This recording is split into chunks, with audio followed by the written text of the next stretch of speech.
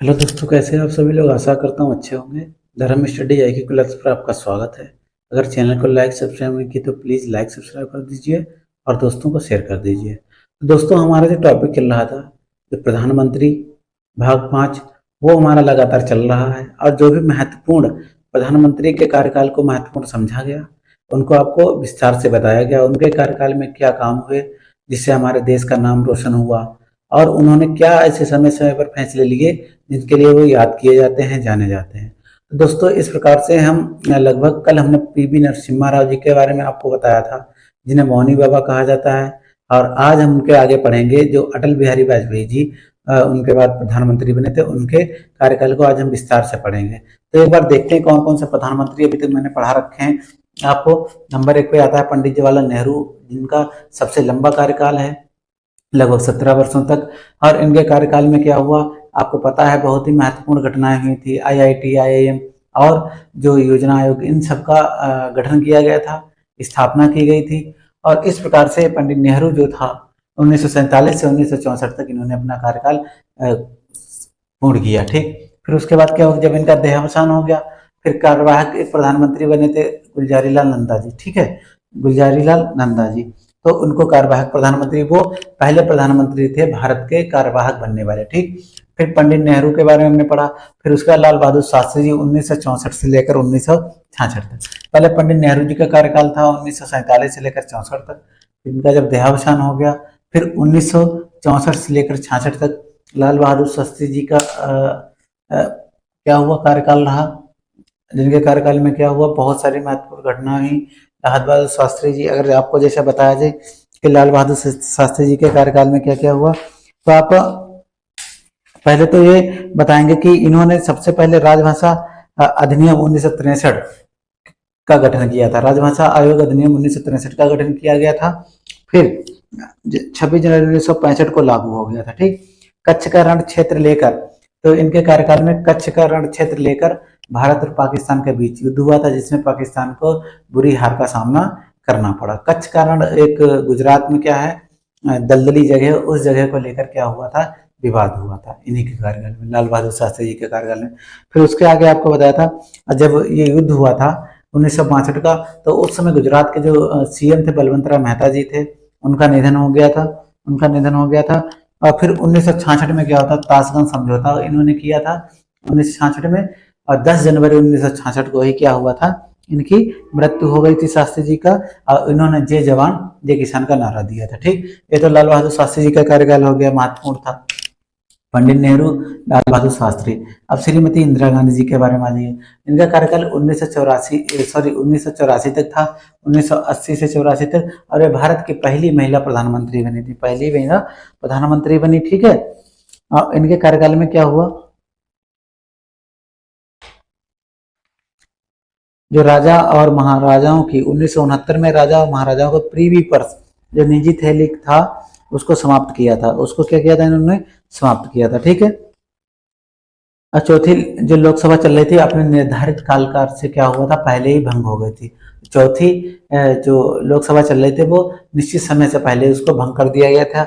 ये हुआ था इनके कार्यकाल में।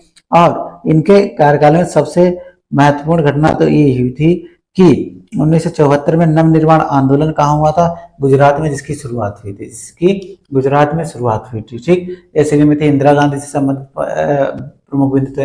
अब राजीव गांधी के बारे में हमने पढ़ा। ये सबसे, जब इनका निधन हो गया श्रीमती इंदिरा गांधी जी का, तब इन्हें कार्यवाहक राष्ट्र पहले प्रधानमंत्री बनाया था। फिर पूर्ण रूप से इनको प्रधानमंत्री चुना गया। जब इलेक्शन हुए तो कांग्रेस ने 50% से अधिक मत प्राप्त किए और लगभग 400 सीटों से ज्यादा सीटें जीती। तो ये सबसे, इसीलिए इनको सबसे लोकप्रिय प्रधानमंत्री माना जाता है। सबसे युवा प्रधानमंत्री कौन थे, राजीव गांधी जी। ठीक, इसका विश्वनाथ प्रताप सिंह 1989 से लेकर 90 तक ये बने थे, 1 साल के लिए। विश्वनाथ प्रताप सिंह, इनके क्या हुआ था, मंडल आयोग आया था, जिससे ओबीसी को क्या किया गया, आरक्षण दिया गया था। ठीक, उसका चंद्रशेखर प्रधानमंत्री बने थे। उसके बाद आपके पीवी नरसिम्हा राव जी के बारे में पहले ही हमने आपको पढ़ाया। इन्हें मौनी बाबा कहा जाता था, पीवी नरसिम्हा राव को मौनी बाबा कहा जाता था। और इनके जो महत्वपूर्ण थे, जुलाई 1991 में क्या हुआ था, जुलाई 1991 में उदारीकरण, निजीकरण और वैश्वीकरण को लागू किया गया था। उसमें भारत के वित्त मंत्री डॉक्टर मनमोहन सिंह जी थे। उसमें भारत के प्रधानमंत्री डॉक्टर मनमोहन सिंह जी थे। ठीक, तो उसमें उदारीकरण, निजीकरण और वैश्वीकरण को भारत में लागू किया गया, जिससे आर्थिक संकट जो था उसको खत्म किया गया। ठीक, इसीलिए राव मनमोहन मॉडल इसे कहा जाता था। ठीक है, फिर इसके बाद क्या हुआ, 6 दिसंबर 1992 को बाबरी मस्जिद गिराई गई थी। इनके कार्यकाल में नरसिम्हा राव जी के, सॉरी, हाँ, इनके कार्यकाल में पीवी नरसिम्हा राव जी के 6 दिसंबर 1992 को क्या हुआ था, बाबरी मस्जिद गिराई गई थी। और उसकी जांच के लिए एक अब्राहम आयोग गठन किया गया था। किसका?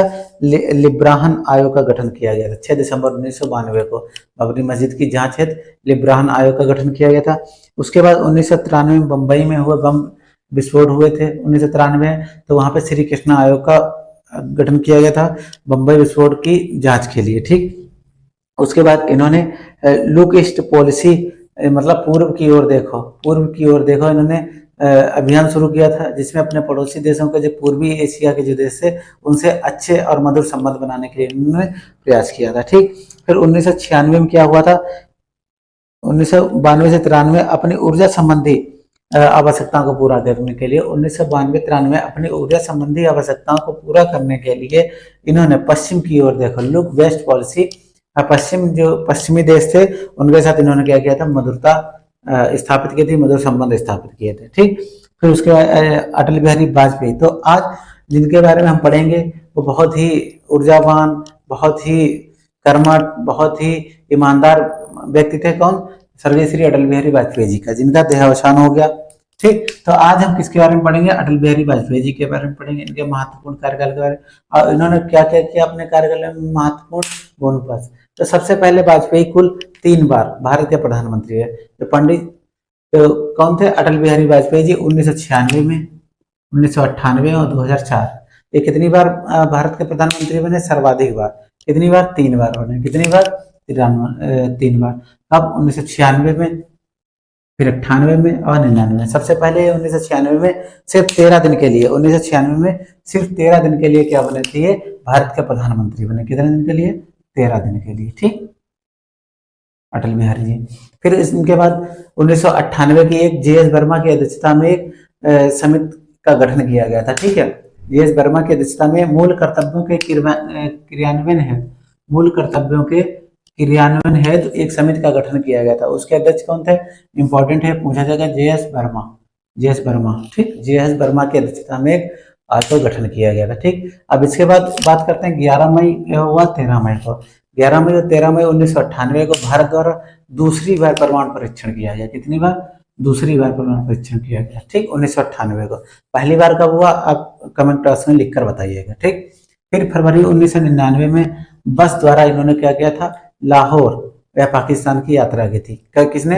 अटल बिहारी वाजपेयी जी ने 1999 में लाहौर की यात्रा किसके द्वारा की? बस द्वारा की। फिर जुलाई 1999 में कारगिल को पुनः प्राप्त करने, जो कारगिल जो भारत का क्षेत्र है उसे प्राप्त करने के लिए, कारगिल को प्राप्त करने के लिए पुनः ऑपरेशन विजय चलाया था। क्या चलाया था? ऑपरेशन विजय चलाया था 1999 में। और जब हमने सफलता हासिल कर ली तो 26 जुलाई को हम विजय दिवस या कारगिल दिवस के रूप में मनाते हैं, शहीदों की याद में। ठीक, अब बात करते हैं इनके कार्यकाल में एक 91वां संविधान संशोधन भी हुआ था, जिसमें मंत्रिपरिषद की जो संख्या थी, कुल सदस्य संख्या का 15% क्या किए जाएंगे? मंत्री बनाए जाएंगे, जिसमें प्रधानमंत्री क्या होंगे? नियुक्त होंगे। ठीक, उसमें होंगे, तथा 10वीं अनुसूची में संशोधन कर 2/3 करके वाला प्रावधान किया गया था। ठीक, पहले 1/3 था, उसके बाद 2/3 कर दिया गया। ठीक, फिर अब बात करते हैं वर्ष 2000 में क्या हुआ था। इन्होंने एक संविधान समीक्षा आयोग, समीक्षा के लिए, संविधान की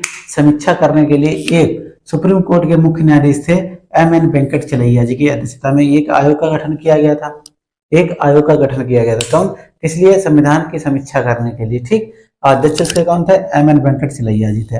अब इसके निम्न सदस्य कौन कौन थे? RS सरकारिया थे, BP जीपन रेड्डी थे, के पाराशरन थे, आबिद हुसैन थे, और सोली स्वराज थे, CR दुर्रानी थे, सुभाष कश्यप थे, और सुमित्रा कुलकर्णी थे, PA संगमा थे, और MN वेंकट चलैया थी।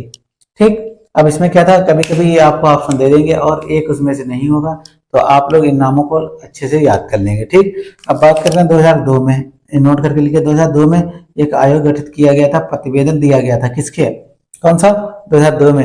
एक 86वां संविधान संशोधन हुआ, 2003 में 91वां, 2004 में 52वां, 92वां संविधान संशोधन हुआ था इसके आधार पर। ठीक, अब बात करते हैं कि 6 माह के भीतर, अब प्रधानमंत्री संबंधित 6 माह के भीतर अगर कोई सदस्य नहीं होता है लोकसभा का, तो वो क्या करेगा, अपनी सदस्यता लेगा, कहीं से इलेक्शन लड़ेगा, चुनाव जीत कर आएगा। जब तक 6 माह तक वो अपना क्या करेगा, पद संभालेगा। ठीक है, उसके बाद आपको सदस्यता लेनी पड़ेगी, चाहे वो राज्यसभा की सदस्यता लेनी पड़े या लोकसभा की। फिर उसके बाद प्रधानमंत्री ने क्या किया था, योजना आयोग को हटा के नीति आयोग का अध्यक्ष भी, जैसे योजना आयोग जो पहले था अब नीति आयोग हुआ, इसका भी अध्यक्ष कौन होगा, प्रधानमंत्री होगा। ये एक पॉइंट छूट गया था। फिर अटल बिहारी वाजपेयी जी का जन्म दिवस कब मनाया जाता है, 25 दिसंबर को मनाया जाता है। 25 दिसंबर को सुशासन दिवस के रूप में, किस रूप में, शासन दिवस के रूप में। दोस्तों ये इस प्रकार से हमने अटल बिहारी वाजपेयी जी के बारे में पढ़ा, और उसके बाद हम आगे के जो प्रधानमंत्री हैं डॉक्टर मनमोहन सिंह और नरेंद्र मोदी जी, इन लोगों के बारे में पढ़ेंगे। उसके बाद हमारा प्रधानमंत्री टॉपिक खत्म हो जाए। ठीक, तो आज के लिए इतना ही, मिलते हैं आपको अगले वीडियो में। जब तक के लिए जय हिंद, जय भारत।